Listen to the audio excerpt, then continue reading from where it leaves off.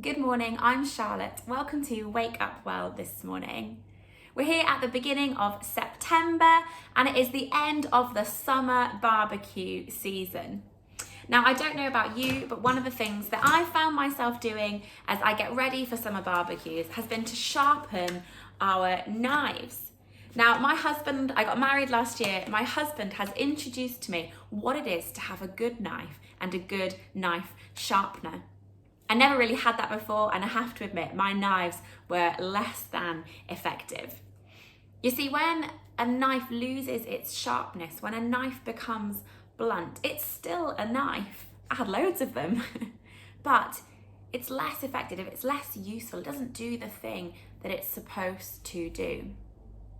And the same is true of us as Christians.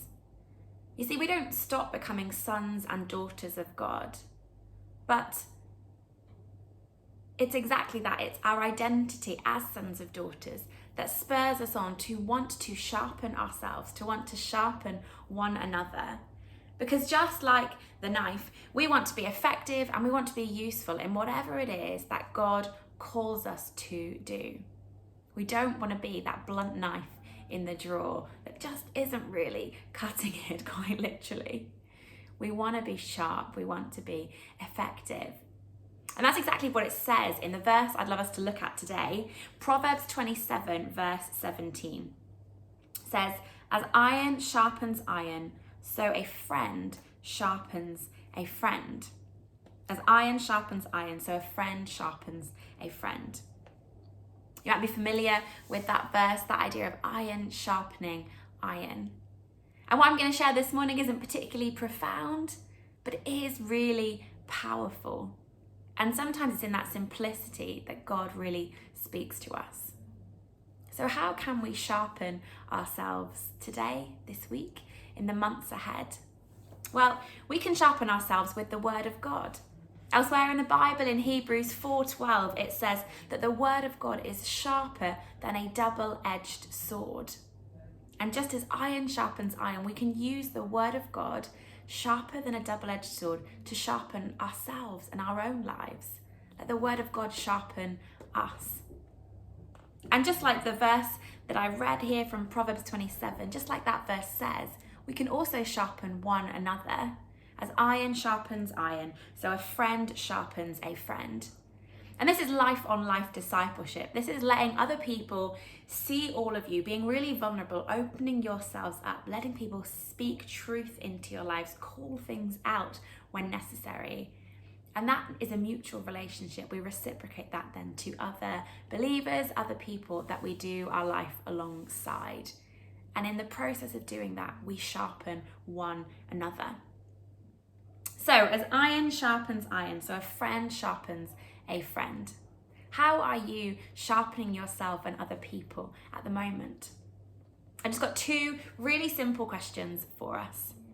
Number one, when are you letting the Word of God sharpen you? Do you have a regular habit where you really read the Word of God and let the Word of God read you? And if not, why not start today? Pick up a Bible, pick up your phone, get the Bible app, and just begin reading. Make that a staple that sharpens you and your life. And then second question, when are you sharpening and being sharpened by other people? That's what the verse today really talks about. A friend sharpening a friend. Are you part of a community group? We have these at the Well where we get to do what I said, that life-on-life discipleship. Are you speaking into other people's lives? And more importantly, perhaps, are you letting other people speak into your life? It takes courage, but it's really, really worth it. Do you have 2 or 3 people with whom you sit down and regularly read the Word of God? Maybe it's time each week with your spouse or one of your housemates or a friend. When are you doing that process of reading the Bible with other people and being sharpened and sharpening others in the process?